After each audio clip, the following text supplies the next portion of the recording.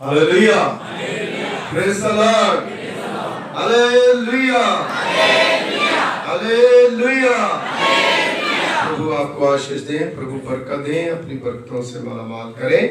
सो मेरे अजीजों, आज हम परमेश्वर के पवित्र पाक वचनों में जो हिस्सा लिया गया है उसको हम देखेंगे, क्योंकि प्रभु का जो वचन है उसको सीखने के लिए हमें थोड़ा ध्यान जो है खुदा की तरफ देना है।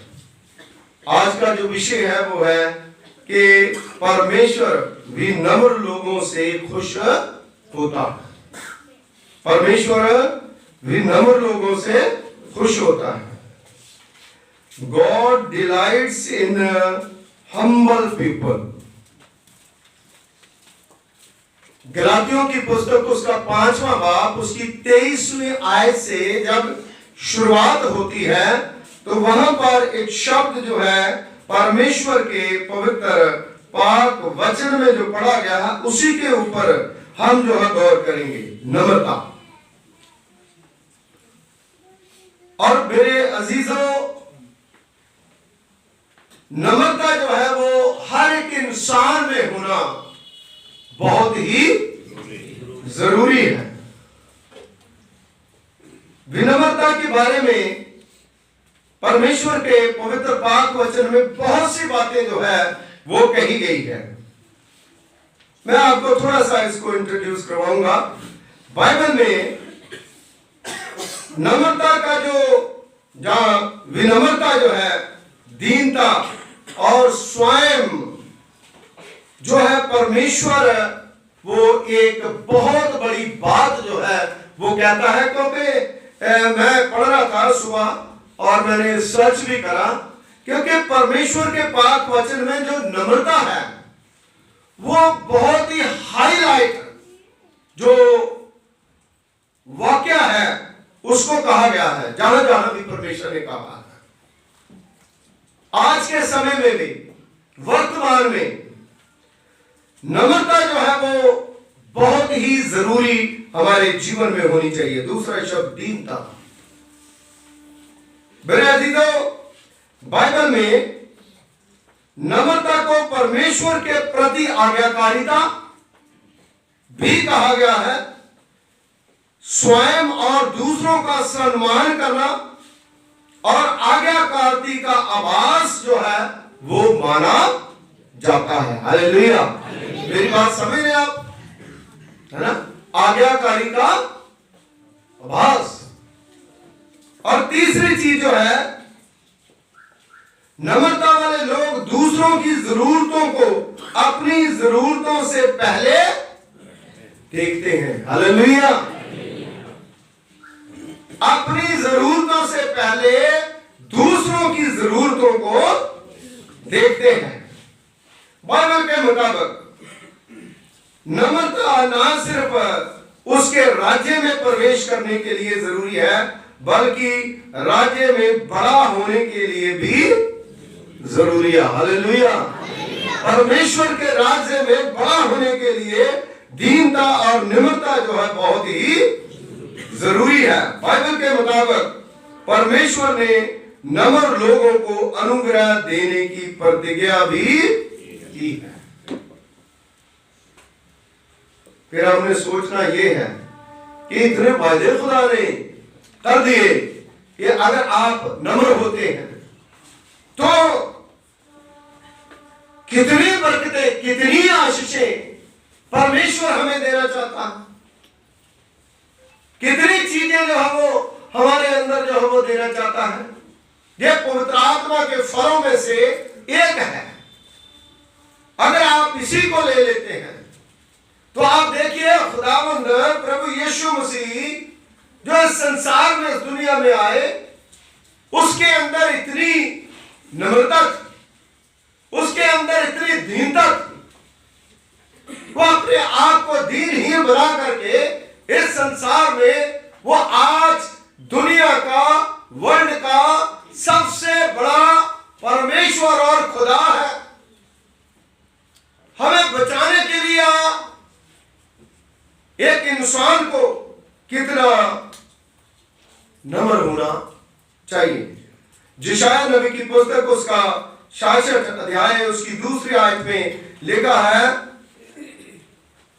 मैं उस मनुष्य से बहुत खुश होता हूं, जरी प्रसन्न होता हूं, जो मन का दीन और आत्मा का नम्र होता है और मेरे वचनों के ऊपर चलता है। 3 बातें जो है यशायाह नबी ने ओल्ड टेस्टामेंट में इसके बारे में कही। सबसे पहली बात, जो मन का दीन है, मन का दीन, मन जो है वो सारी प्रॉब्लम की जड़ है। जब हम परमेश्वर में दीन बनते हैं, नम्र बनते हैं, हमारा तन, हमारा मन और हमारी शक्ति जो है वो परमेश्वर की तरफ लग जाती है। हालेलुया। तब परमेश्वर जो है वो हमारे जीवनों से खुश होता है। और लास्ट बात है कि जो मेरे वचनों के अनुसार चलता है। किसके वचनों के अनुसार? परमेश्वर के। ये नहीं है कि हम अपने ही वचनों के अनुसार जो हम सोचते हैं वही हम करें। लेकिन मेरे अजीजों, परमेश्वर कहता है जो मैं कहता हूं उसके मुताबिक तुम चलो। यशायाह नबी की पुस्तक 57 उसकी 15वीं आयत में लिखा है, मैं वो लोगों से कहता हूं जो मन के दीन है। जो मन के दीन है उन लोगों को वचन कहता है, क्योंकि दूसरे लोग जो मन के दीन नहीं है, जिन्होंने मन फिराया नहीं है, जिन्होंने मन से तौबा नहीं करी, जो खुदा के लिए कुछ नहीं कर सकते, उनके लिए वचन हो या न हो एक बराबर है। खुदा कहता है जो मेरे लोग मेरी आवाज को सुनते हैं मैं उन्हीं की जिम्मेदारी लेता हूं। हालेलुया। भजन संहिता 25 उसके 9वीं आयत में लिखा है, परमेश्वर दीनों का पक्ष लेता है, उनकी अगुवाई करता है, उनको अपने राह सिखाता है। बड़ी बहुत बड़ी बात है, ध्यान से आप सुनो। हालेलुया। ध्यान से सुनो। भजन संहिता 25:9 में कहता है, परमेश्वर न्याय में दीनों का पक्ष लेता है। जो नम्र लोग हैं उनका पक्ष जो है खुदा जो है वो लेता है, उनकी तरफ खुदा खड़ा होता। हालेलुया। खुदा उनकी तरफ खड़ा होता है। जैसे इजरायली लोग जब मिस्र की गुलामी में थे तो उस समय जब समुद्र आगे था तो खुदा न्याय के लिए किसके पक्ष में खड़ा हुआ? मूसा और उनके लोगों के। हालेलुया। फिरौन और फिरौन की फौजें कहां चली गई? समुद्र में डूब करके। क्योंकि मूसा जो है वो बहुत ही बाइबल में लिखा है कि नम्र इंसान, दीन इंसान था। इसलिए मेरी बहनों मेरे भाइयों, आज हमें अगर हम चाहते हैं खुदा हमारे पक्ष में खड़ा हो, खुदा हमारी साइड खड़ा हो, तो हमें उसकी राहों पर चलने की जरूरत है। भजन संहिता 147 उसकी 6 आयत में लिखा है, परमेश्वर दीनों को क्या करता है? ऊपर चुकता है, ऊपर उठाता। हालेलुया। कहां ऊपर उठाता है? हर चीज में आशीष देता है, बरकत देता है। हालेलुया। क्या जब हम वचन सुनते हैं तो हमारे मन में कोई भाव आता है कि हम भी दीन बने, हम भी नम्र बने, हम भी किसी की सेवा करें, हम भी प्रभु की सेवा करें, हम भी परमेश्वर के लिए कुछ करें? क्योंकि यीशु मसीह ने सब कुछ जो कुछ करा इस संसार में आकर के खुदा के लिए करा, परमेश्वर के लिए करा, परमेश्वर की आज्ञा को पूरा करा, आज हमें जरूरत है कि हम प्रभु यीशु मसीह की जो आज्ञा है उसको क्या करें, पूरा करें। Hallelujah, hallelujah. रोमियो उसका 12वां बाब उसकी 16वीं आयत में लिखा है, एक दूसरे के साथ मिलके रहो, एक दूसरे के साथ मिलके रहो, घमंड ना करो और दिल को नम्र लोगों के साथ मिलजुल करके रहो। अपने दिलों को नम्र दिलों के साथ मिला करके रखो। हालेलुया। आप नोट कर सकते हो, बहुत जबरदस्त प्रभु का वचन है। ये बहुत जबरदस्त आयतें हैं जो हमारे जीवन को जीने के लिए एक सहारा जो है वो देते हैं। ऐसे जैसे एक लंगड़ा जो है अपनी लाठी के साथ चल फिर सकता है, इसी प्रकार ये वचन की लाठी हमें लेकर के हमें रास्ता सिखाती है। हालेलुया। भजन 23 में दाऊद ने भी कहता है, तेरी लाठी और तेरी सोटी मुझे। तो इसलिए प्रभु का वचन जो है वो हमारी एक लाठी है, वो हमारी एक सोटी है, हमारे लंगड़ेपन को दूर करती है और हमें आगे बढ़ाती है। इसलिए नम्र स्वभाव हमारी जिंदगी में होना बहुत ही जरूरी है। तीतुस की पुस्तक उसका 3रा बाब उसकी 2री आयत में लिखा है, मसीह लोगों को निम्रता वाला बर्ताव करना चाहिए। हालेलुया। निम्रता वाला बर्ताव, निम्रता वाला बर्ताव कैसे होता है? जैसे स्वभाव प्रभु यीशु मसीह का था वैसा हमारा भी होना। आजकल ज्यादातर लड़ाई झगड़े जो है वो कहां हो रहे हैं? धार्मिकताओं पर। आप मीडिया में देखो, है ना, गुरुद्वारों में, मंदिरों में, चर्चों में, है ना, मस्जिदों में क्यों हो रहे हैं? क्योंकि निम्रता जो है वो, नम्रता जो है वो नहीं है। और इसीलिए जहां पर परमेश्वर जो है हमें सिखाना चाहता है वहां पर हम सीखते, क्योंकि हर जगह पर आप परिवार के जो है उसमें आप लगा लीजिए, परिवार में अगर एक मेंबर भी अकड़ा हो तो सारे परिवार को चक्कर में, है ना, माँ बाप भी सर पकड़ के बढ़ गए। समाज में आप लगा लो, हमारी सोसाइटी में लगा लो, है ना, पड़ोसी लगा लो, कहीं पर भी हो, धार्मिक स्थानों में लगा लो, सबको चक्कर में डालेगा। मेरे अजीजों, परमेश्वर का पवित्र वचन बताता है कि जो मूर्ख है, मूर्ख के साथ आप अपना संबंध ना रखो। जितना आप कर सकते हो आप उसके साथ करो, जितनी नम्रता आप दिखा सकते हो दिखाओ, लेकिन उसके बाद आप उसे ये कह दो कि भाई तुम सही हो, हम गलत हैं। हम उसके साथ रिश्ता नहीं रख सकते। जब वो खुदा के साथ नहीं कोई रिश्ता रख सकता तो हमारे साथ रिश्ता रहेगा। इसलिए मेरे अजीजों, परमेश्वर का वचन हमें बताता है, कुलिस्सियों उसका 3रा बाब उसकी 10वीं आयत में, तुम नम्र स्वभाव वाले बनो, तुम नम्र स्वभाव वाले बनो। हालांकि मूसा को नम्र कहा गया, लेकिन उससे पहले आप देखिए मूसा जो है वो एक फैमिली में रहता था, एक परिवार में रहता था। वो समय ऐसे था कि जब बच्चा पैदा होता था और दाइयों को हुक्म दिया था कि दाइयां जो है वो क्या करे, बच्चा उसी समय पैदा होते ही जो लड़के हैं उनको मार दें और लड़कियों को जो खुदा के लोग थे, क्योंकि जो बढ़ते जा रहे हैं। सो मेरे अजीजों, जो मूसा है, मूसा की बहन थी मरियम और उसका भाई था हारून, वो बड़ा था, 3 बहन भाई थे।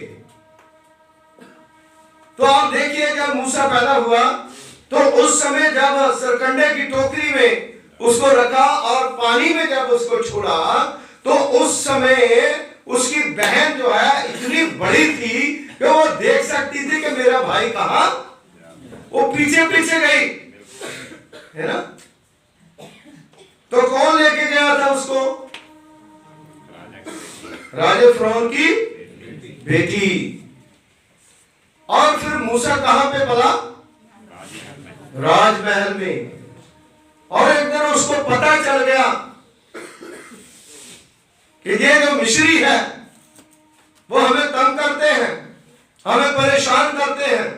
वो बड़ा मतलब अणखी योद्धा था, तो उसने क्या करा, एक मिस्री को मार के रेते में।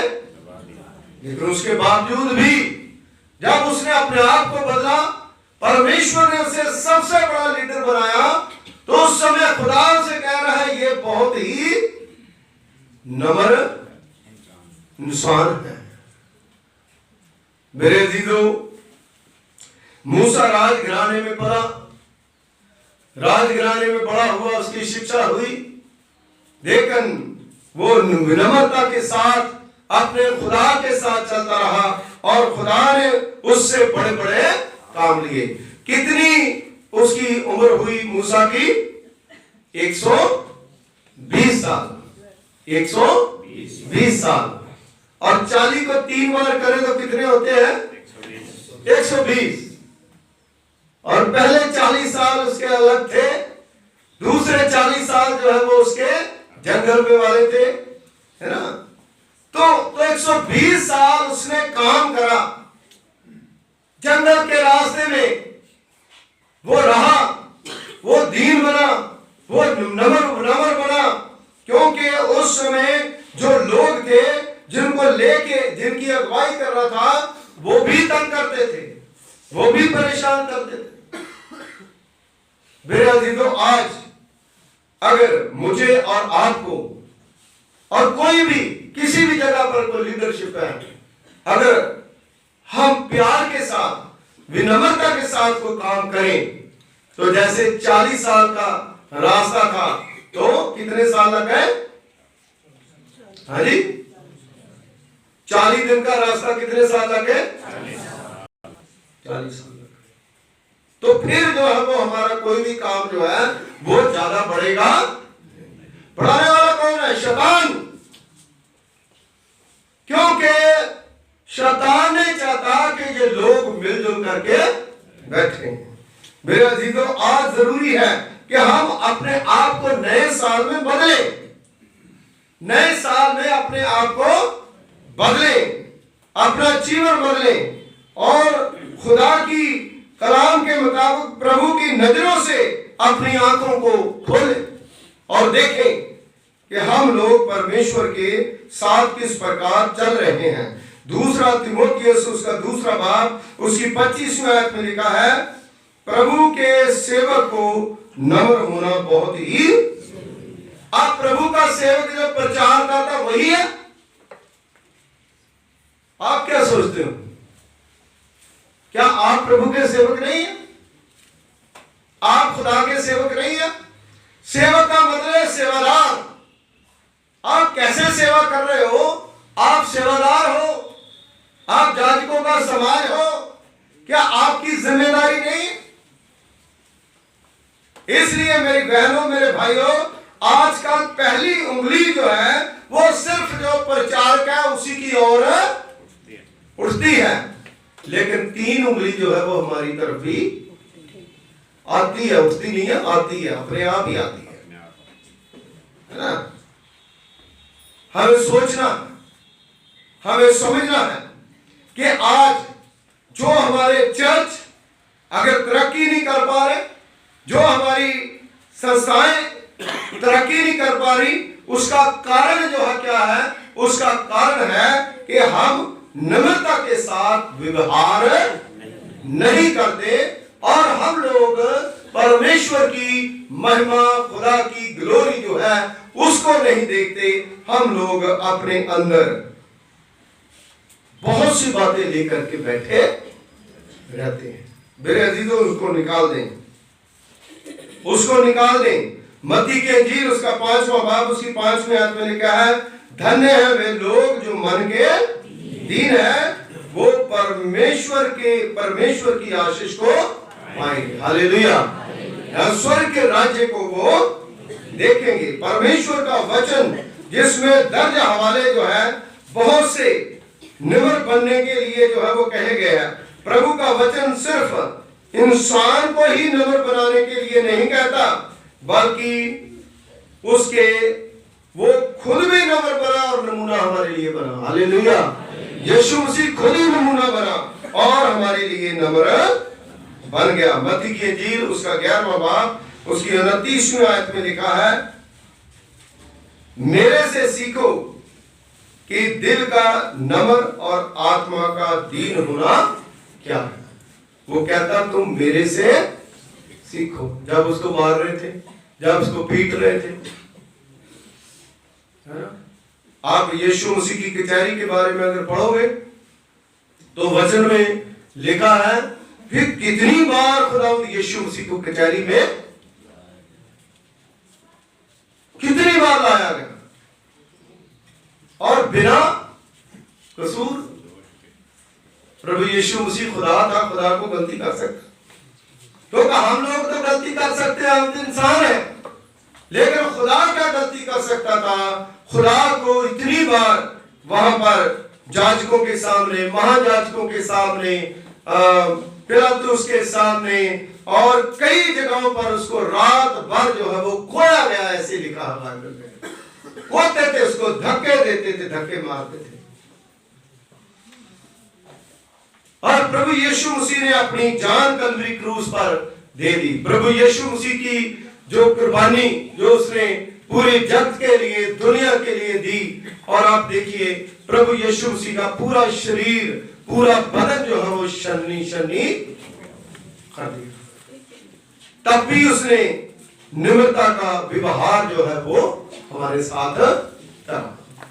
तब भी प्रभु ने हमें पूरी तरह से खुदा ने सेव करा और पापों की कैद से क्या करा, छुड़ाया। मेरे अजीजों, मेरी बहनों, मेरे भाइयों, आज हम लोग किस प्रकार अपना जीवन व्यतीत कर रहे हैं। प्रभु यीशु मसीह का परछाई भी तक नहीं हमारे ऊपर पड़ती। प्रभु यीशु मसीह का वचन की एक शब्द जिसके ऊपर मैं गौर कर रहा हूं वो भी हमारे अंदर नहीं आता। इसीलिए हम दुखी होते हैं, इसलिए हम परेशान होते हैं। फिर अजीजों, अय्यूब जो है वो सबसे बड़ा एक नम्रता का प्रतीक है। देखो उसकी फैमिली के ऊपर, उसके परिवार के ऊपर, उसके नौकरों चाकरों के ऊपर, है ना, उस समय देश का सबसे बड़ा अमीर आदमी था, लेकिन उसने खुदा के साथ अपना रिश्ता रखा। औरतें जो है कई बार बहक जाती हैं, उसकी औरत जो है वो बहक गई, परेशान होने लगी। क्यों परेशान होने लगी? क्योंकि उसका पति जो है वो मर रहा था, उसके ऊपर शैतान के अटैक हो रहे थे। गंभीर जो अंदर से उसकी आत्मा को तोड़ा गया, लेकिन फिर भी वो प्रभु में खड़ा रहा। हालेलुया। वो नम्र बना रहा, वो परमेश्वर के साथ जुड़ा रहा। आज क्या, आज बिल्कुल छोटी सी बात के लिए हम बिगड़ जाते हैं। मैंने अपनी मिनिस्ट्री में एक जगह नहीं कई जगह पर मिनिस्ट्री करी, और छोटी छोटी बातों में सबसे ज्यादा नाराजगी किसके साथ होती है? पादरी के साथ, है ना। छोटी बात पादरी को कई बार पता नहीं होता। 10 दिन के बाद कहेंगे पादरी साहब आपको पता नहीं ऐसे हो गया था, ऐसे उसने बोला था, है ना, ऐसे बोला था, तो तुम उसको बोलो ना जाके। पादरी ने थोड़ी बोला कि तुम मुझसे बोलो, क्या पादरी ने बोला? हाँ जी, हम आपस में किसी के साथ लड़ जाए, थोड़ा सा आगे, चर्च में नहीं आएंगे, पादरी साहब मुझे तो उसने क्यों बोल दिया। चर्च किसी के बाप का नहीं है, चर्च किसका? खुदा का। हालेलुया। प्रभु का है। जो प्रभु के घर में आते हैं उनका। ये नहीं है कि आप किसी से नाराज हो, खुदा से नाराज हो गए, जग से नाराज हो गए। मेरे अजीजों, मैं निम्रता की बात बता रहा हूं। निम्रता जो है अय्यूब नबी जो है उसके अंदर थी, और ना सिर्फ अय्यूब नबी बल्कि जितने भी यीशु मसीह के चेले हुए, उसके आगे जो 70 लोगों को चुना उनके साथ हुआ, आज तक वर्तमान में भी वही हो रहा है। आप आज देखिए, सबसे ज्यादा जो खुदा के लोग सेवक हैं, उनकी पत्नियां जो है, उनके जो बच्चे परिवार हैं, आज 2024 में देखिए, 25 में आंकड़ा देखिए, 23 में देखिए, 19 में देखिए, और 18 में आप देखिए, सबसे ज्यादा जो खुदा की सेवा करते हैं वही लोगों की मरने की गिनती ज्यादा। मार कौन रहा? जैसे यीशु मसीह को मारा, वैसे सेवकों को लोग क्या कर रहे हैं? मारना कैसे होता? पिस्टल निकाल के गोली मारने से नहीं होता, उनका अलग ही तरीका है।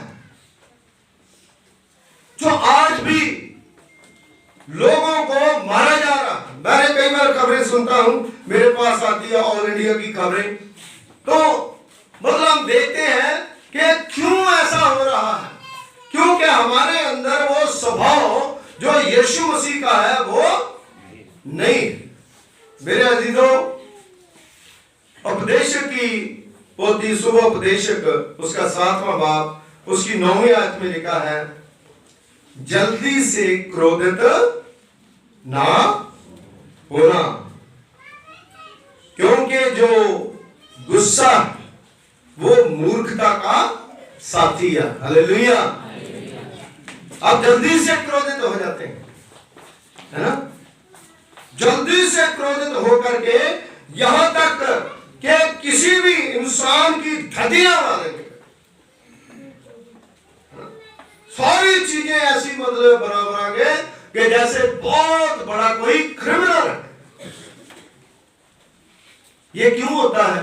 क्योंकि 100% शैतान जो है वो उसके पीछे, शैतान जो है उसके अंदर काम कर रहा है।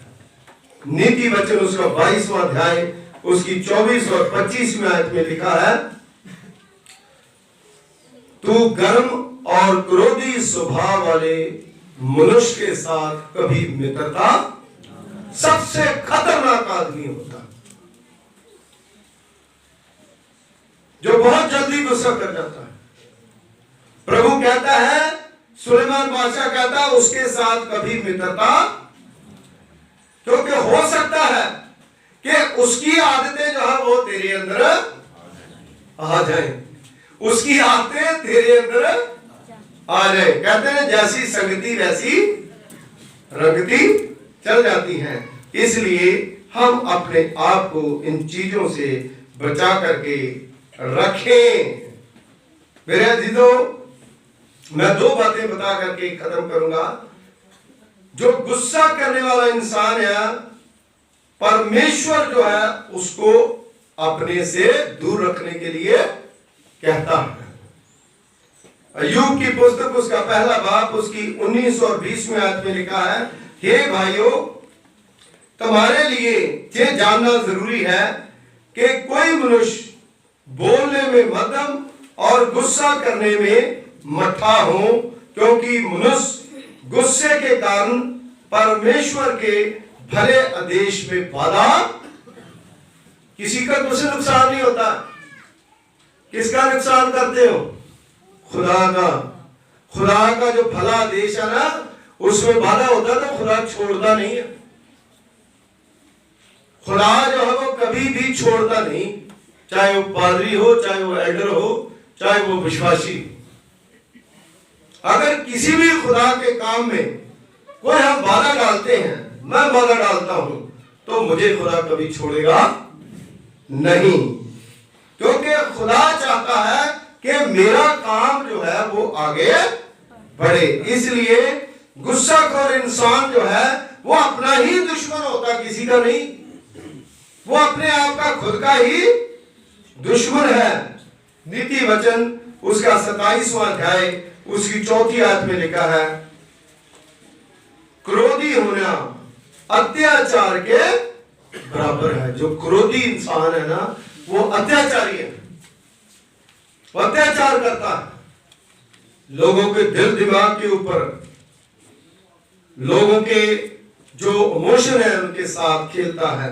इसलिए ये दूसरा पहलू है उसका, जो मैं निम्रता के बारे में बता रहा था, ये क्रोध के बारे में है। इसलिए मेरी बहनों मेरे भाइयों, वचन में लिखा है, नीति वचन उसका 29वां अध्याय उसकी 11वीं आयत में, मूर्ख मनुष्य हल्ला करके अपने क्रोध को भड़काता है, पर बुद्धिमान शांति के साथ उसके ऊपर काबू पा लेता है। हालेलुया। मूर्ख जो है वो हल्ला करके क्रोध को बढ़ाता है। 100 बंदा इकट्ठा है, 50 बंदे इकट्ठे हुए हैं, उसमें थोड़ा सा क्रोध भड़का करके खुद मतलब आगे भाग गया और दूसरों में लड़ाई पाके चला गया, है ना, वो भी उतना ही खतरनाक है। और परमेश्वर के वचन में, खुदा के कलाम में लिखा है, हल्ला करने का मतलब हलाई से नहीं कर, चल भाई तू सही कर रहा है ना, है गलत है, चल चल चल तू सही कर रहा है। ये विनम्रता नहीं है, ये खुदा के कलाम के अंगेंस्ट है, प्रभु के कलाम के अंगेंस्ट है। गुस्से के कारण इंसान परमेश्वर से दूर चला जाता है। इसलिए मेरी बहनों मेरे भाइयों, हमें खुदा से दूर नहीं जाना। नीति वचन उसका 15वां बाब उसकी पहली आयत में लिखा है, नम्र जवाब गुस्से को क्या करता है, ठंडा करता है, पर क्रोध से भरा बोझ जो है गुस्से को भड़काता है। अगर आपको लगातार कोई क्रोधित कर रहा है, लगातार आपको भड़का रहा है, लगातार आपको परेशान कर रहा है, तो लास्ट में आप क्या करेंगे? आप खुल के उसके साथ लड़ाई करेंगे। भाई तुम गलत कर रहे हो, गलत को गलत और सही को सही करें। इसलिए कोई कितना भी बड़ा हो, कितना भी बड़ा किसी का ओहदा हो, कितना भी अमीर हो, कितना गरीब हो, कितना छोटा हो, कितना बड़ा हो, खुदा की नजरों में सब लोग बराबर हैं और सबके लिए परमेश्वर का वचन जो है एक है। इसलिए जो इंसान पाप करेगा वो उसकी सजा एक दिन जरूर इस पृथ्वी पर सामने,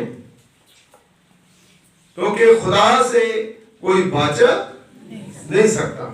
इसलिए जितनी हम नम्रता जो है खुदा के साथ रखेंगे, उतना ही हम प्रभु में आगे बढ़ेंगे। मेरे अजीजों, प्रभु में खुदा का कलाम जो है हमें बताता है, पत्नियों और पतियों के बीच में भी बड़ी नम्रता होनी चाहिए। कई बार पत्नियां पति को खाने के लिए दौड़ती हैं, जबकि खाना वो खिलाती है, रोटी वो पकाती हैं, सारे काम वो करती हैं, है ना। कई बार पत्नियां पति को दौड़ती है, कई बार पति पत्नी को दौड़ता है और घर का सारा माहौल खराब हो जाता है। ये कोई खुदा के कलाम के मुताबिक नहीं है। परमेश्वर चाहता है कि पति पत्नी का रिश्ता जो है वो प्यार का हो, नम्रता का हो। है तो रोज का ही झगड़ा हो जाता है छोटी छोटी बातों में, है ना। ये भी अच्छी बात नहीं है। सब कुछ है, पैसे हैं, खाना है, रोटी है, गाड़ी है, सब कुछ है, लेकिन उसके बावजूद भी चिड़चिड़ापन जो है वह पूरा दिन जो है हमारे अंदर बना रहता है। ये खुदा की आज्ञा के अगेंस्ट इंसान जो है वो काम कर रहा है। उसमें परिवार जो है वो सही तरीके से वो चल नहीं पाएगा, क्योंकि बच्चे जो है वो माँ बाप को देखते हैं। अगर माँ बाप लड़ाई करते हैं तो बच्चे भी लड़ाई करेंगे। इसलिए मेरी बहनों मेरे भाइयों, हमें अपने आप को रोकना है। इसलिए आजकल जो ज़्यादा लोग एक दूसरे के साथ बहस करते हैं, वो भी एक सबसे खतरनाक नमूना है जो शैतान का है। हमें बहस नहीं करनी किसी के साथ, है ना। कोई कुछ कहता है, कोई कुछ कहता है, जो कहता है उसको कहने दो, लेकिन आपका काम है आप प्रभु के काम को आगे ले करके बढ़ो। कोई भी काम आपको दिया जाता है तो आप परमेश्वर के साथ अपने वचनों के मुताबिक नम्रता के साथ पेश आओ। मेरी बहनों, मेरे भाइयों, परमेश्वर की वफादारी दर्शाउण वाला नेम जड़ा वा वो आपके जीवन में होना चाहिए। वफादारी जो है अगर आप दिखाओगे परमेश्वर को, तो परमेश्वर जो है आपके जीवन में बड़ी आशीषें देगा। आज कौन लोग हैं जो खुदा के साथ वफादारी दिखाते हैं? यहूदा इस्करियोती ने वफादारी दिखाई नहीं। वफादारी किसने दिखाई? यूहन्ना, जो यीशु मसीह की छाती के ऊपर ढांसना लगा करके सोता था, बड़ा प्यार करता था, जिसको मरियम की जिम्मेदारी दी थी। लेकिन यहूदा इस्करियोती वो ऐसा इंसान था, वो खुदा के साथ भी था और उनके साथ भी था, जो आपके दुश्मन के साथ घूमता है। यीशु मसीह के दुश्मनों के साथ वो घूमता था और प्रभु यीशु मसीह को 30 सिक्कों से उसने क्या करा? बेच डाला। मेरे अजीजों, खुदा ने फिर भी उसको कुछ नहीं बोला, कुछ नहीं कहा। मेरे अजीजों, आज जब हम खुदा के कलाम में, प्रभु के वचन में देखते हैं कि नूह जो है वो बहुत नम्र और दीन इंसान था और खुदा ने उसको एक बहुत बड़ी जिम्मेदारी दी और वो किश्ती जो है उसको जहाज बनाने के लिए कहा और जहाज जो है वो बन गया और उसने बहुत प्रचार करा, किसी ने उसकी आवाज को।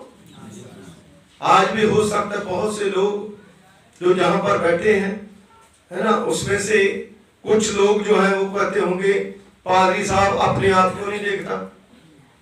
ये मैं बात इसलिए बता रहा हूं, मेरा एक्सपीरियंस है। पादरी साहब बड़ा गर्म होता है, पादरी साहब भी बहुत ज्यादा बातें करता है। ना करूंगा तो फिर तो चर्च नहीं चलेगा भाई। मैं किसी के डांग तो नहीं मारता, किसी को कोई मतलब बुरा काम करने के लिए नहीं कहता। जहां मैं किसी को कहता हूं कि बच्चों शराब पियो, फिर में जाओ, ये तो नहीं कहता।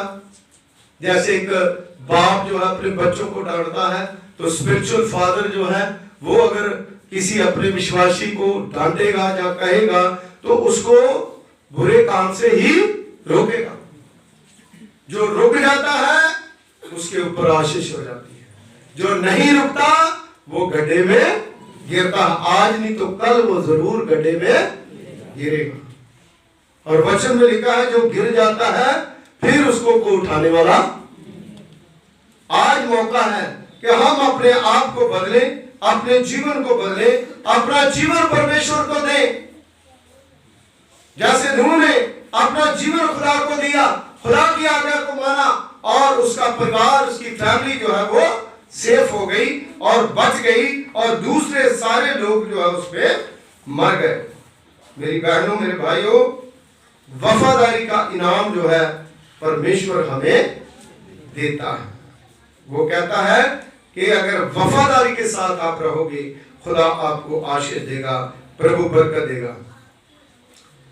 जो हमारे बच्चे हैं, बच्चों को जो हमारे पेरेंट्स हैं वो किस तरह से व्यवहार कर रहे हैं आजकल, तरीका हमारा गलत है। क्योंकि इफिसियों उसका 6 बाब उसकी पहली आयत से लेकर के दूसरी आयत में, हे बच्चों अपने माँ बाप की आज्ञाकारी बने रहो। ये बच्चों को आज्ञा दी है क्योंकि ये करना भला है। अपने माँ बाप का सत्कार करो क्योंकि ये करना भला है और इस ये करने से तुम्हारी उम्र जो है पृथ्वी पर लंबी होगी। बच्चों को भी आज्ञा, अपने माँ बाप का नम्रता के साथ क्या करें? आज्ञाकारी करें। और नीति वचन उसका 23वां बाब 22 और 25 में लिखा है, अपने जन्मदाते अर्थात पिता की बात को सुनो और जन्मदाती माता को खुश करो। जो अपनी माँ बाप को खुश नहीं कर सकता वो खुदा को भी खुश नहीं कर सकता। अपने माँ बाप का कहना, यंग बच्चे हैं अपने पिता को मानो, अपनी माँ को मानो, ताकि वो बच्चे जो है वो आगे बढ़े और अपने माँ बाप को श्राप ना दो। कई बार बच्चे जो है माँ बाप को श्राप देना शुरू कर देते हैं। अपने माँ बाप को कभी श्राप ना दो, क्योंकि दुनिया में, संसार में कितने भी लोग आपके पास आ जाए, आपके दोस्त मित्र बन जाए, लेकिन जो आपका माँ बाप आपका दोस्त बन सकता दुनिया में कोई भी, जो माँ बाप आपका सोचेगा वो दूसरा आदमी कोई भी सोच नहीं सकता। इसलिए मेरी बहनों, मेरे भाइयों, आज हमने इस बात को सीखा है। सिर्फ एक चीज जो है मैंने आपको बताई है, नम्रता। नम्रता जो है, अगर ईंट के बदले ईंट का जवाब दें तो फिर तो बहुत ज्यादा गड़बड़ हो गई। विनम्र होकर के हमें रहना है, हमें किसी के साथ दुश्मनी नहीं रखनी। जो इंसान वचन के मुताबिक नहीं चलता उसको पीछे छोड़ दो। 7 बार नहीं 70 बार बुलाओ और 70 बार के बाद अगर वो नहीं मानता तो उसको छोड़ दो, अपने हाल पर छोड़ दो। खुदा अपने आप ही उसको सही करेगा। इसलिए आज इस साल का पहला संडे है 2025 में, मैं सोचता हूं कि अगर आप प्रभु के लोग हैं, इस वचन को आप जरूर याद रखें।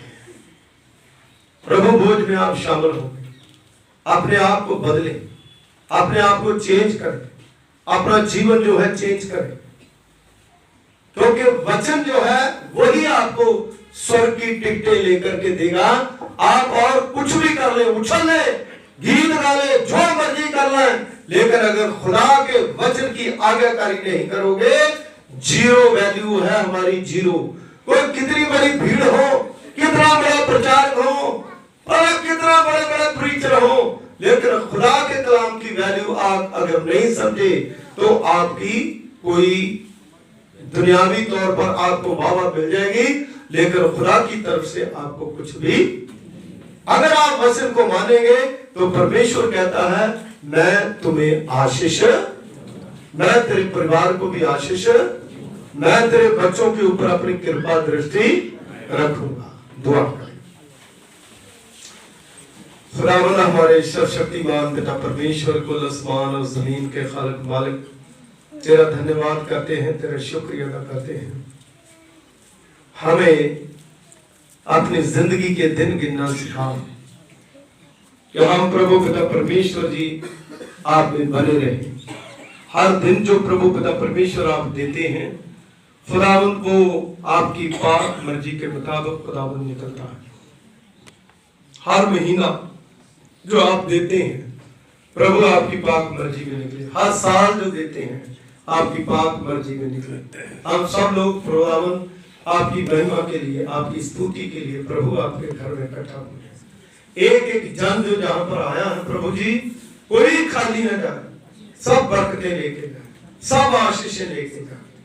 और प्रभु हम अपनी जीभ को, अपनी जुबान को प्रभु जी बुरे समाचार से रोक रखें, अच्छे समाचार के लिए इसका इस्तेमाल करें। गुड न्यूज जो प्रभु आपके वचन के द्वारा हमें मिलती है उसको खुदावंद हम फैलाएं।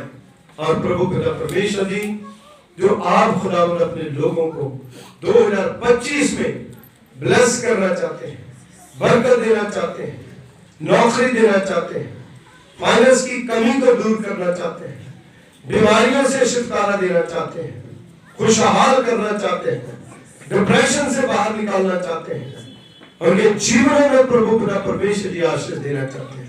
प्रभु हर एक को ब्लेस करें, बरकत दें, यीशु के नाम से मांगते हैं, आमीन। God bless you. परमेश्वर